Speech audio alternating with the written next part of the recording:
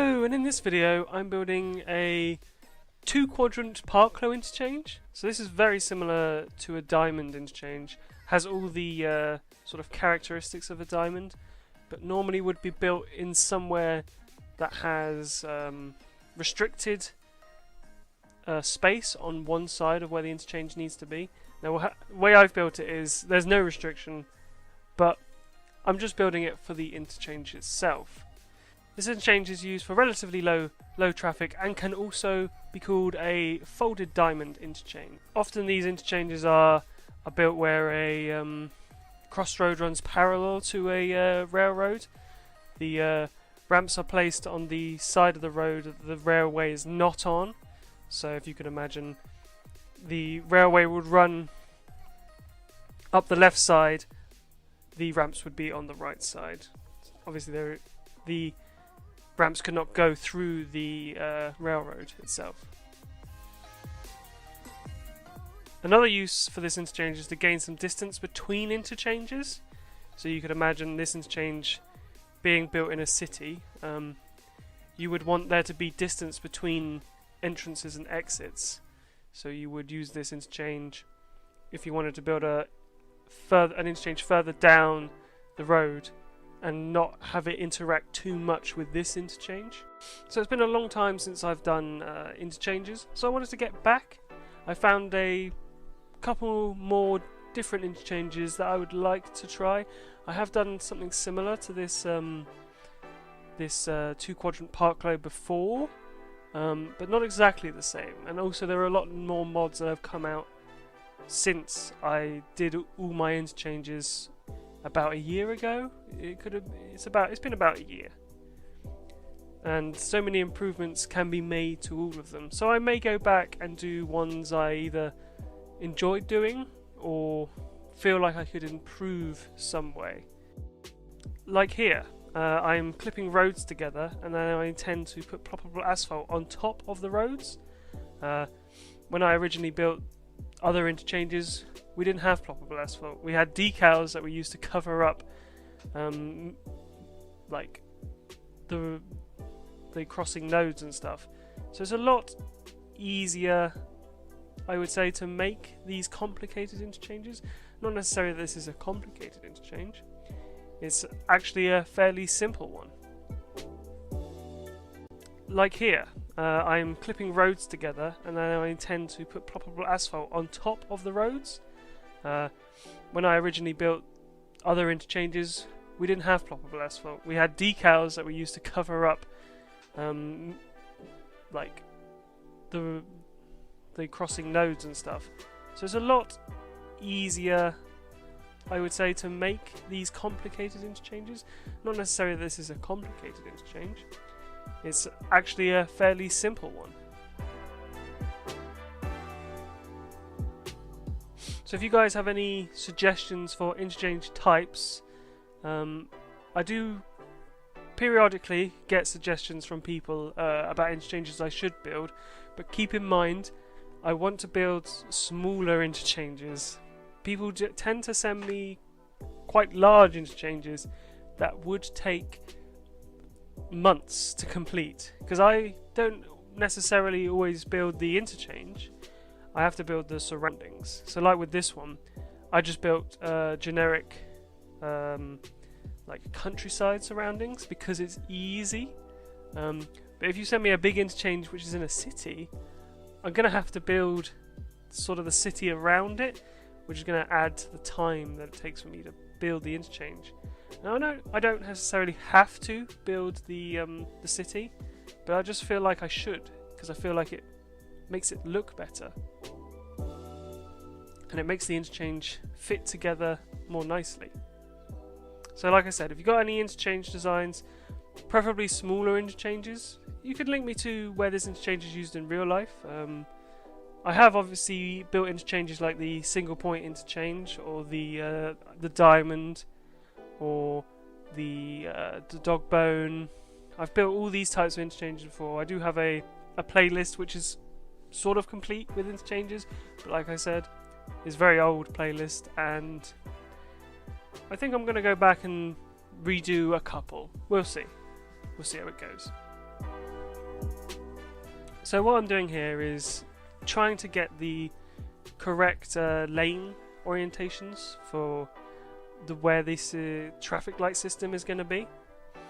So I use Move It, and then I use the lane connectors from Traffic President to connect the lanes all up to make sure that the traffic goes in the correct lane instead of taking very strange shortcuts, because the traffic will always try and find the shortest way. So you have to basically guide the traffic through the junction that you want it to go through. And then I use the Traffic President traffic lights, time traffic lights, and I make a time traffic light for this junction. Now you can get very complicated with this time traffic lights, but I don't really fully understand how it works things out, because you can technically change the mode so that you can have turning traffic and you can have straight traffic on a different light, but at some junctions you can't do that for some reason.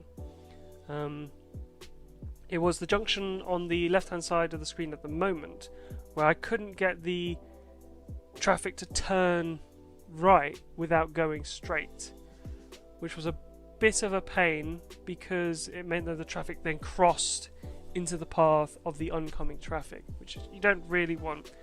So I'm not really sure why it did that. If anyone knows, please let me know, because other junctions that seemingly have the same layout, I can change the mode and allow traffic to stop if it wants to turn, or go straight if it wants to go straight.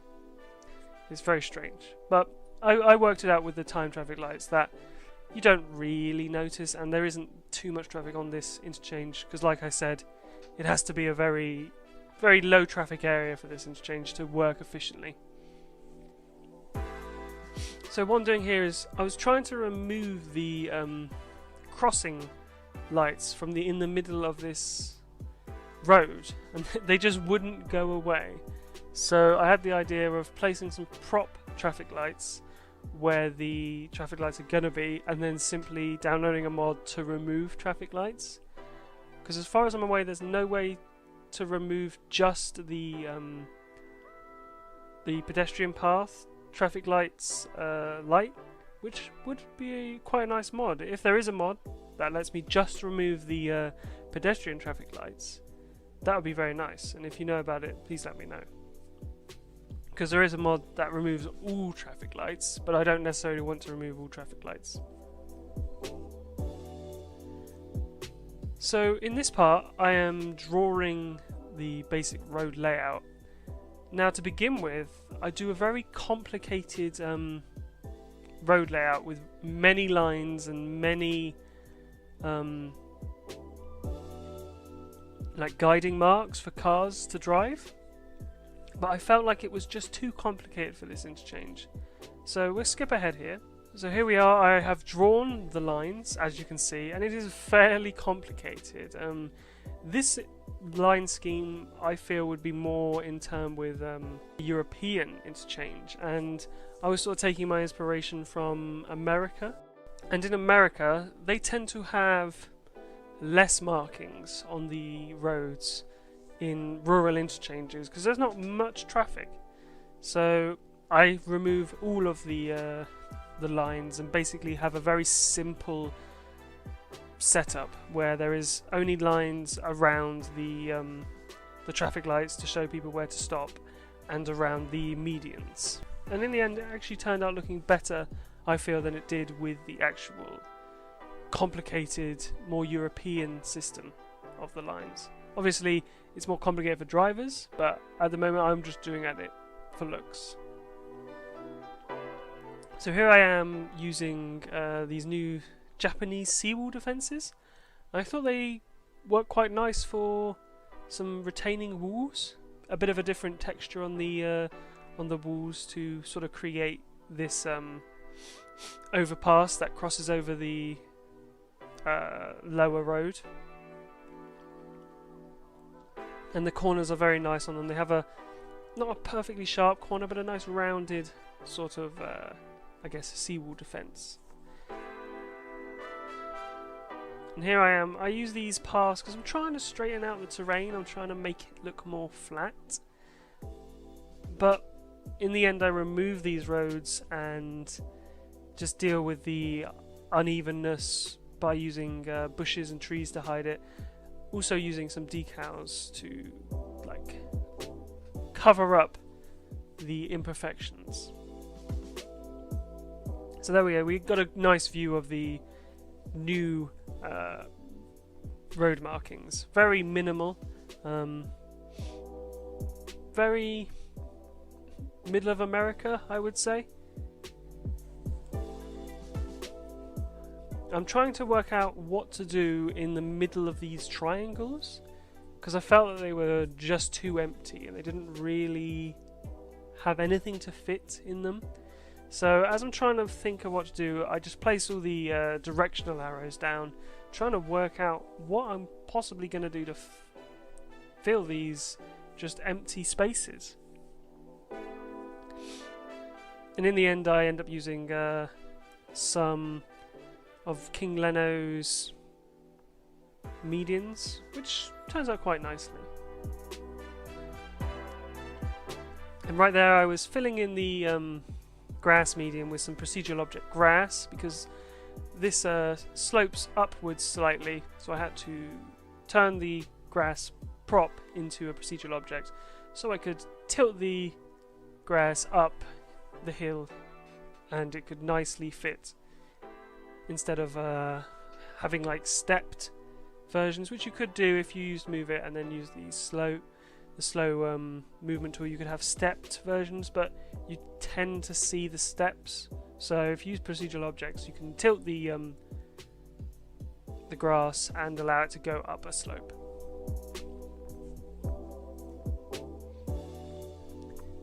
So this interchange is basically just a lot of filling in lines, filling a lot of gaps that the game doesn't fill and that need to be filled, otherwise it just looks strange.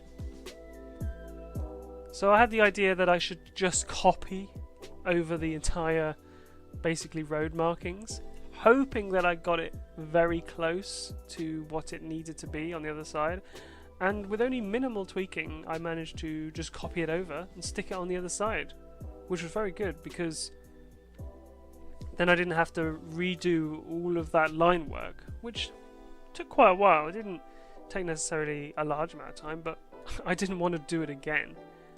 Like I said, it only took minimal tweaking where I had to lower some of the roads and tweak some of the nodes so that the cars wouldn't necessarily drive through the lines as much. So there we go. I've used King Leno's medians to sort of cover up those big empty squares. They look okay. They do look a bit strange, but I feel like they fit. So now I go through the process of trying to make this look like a very worn interchange, like it's been here for a while. That involves using these tire marks. Now, I know these tire marks are meant to be like skid marks, but the way I use them is I sink them into the ground and try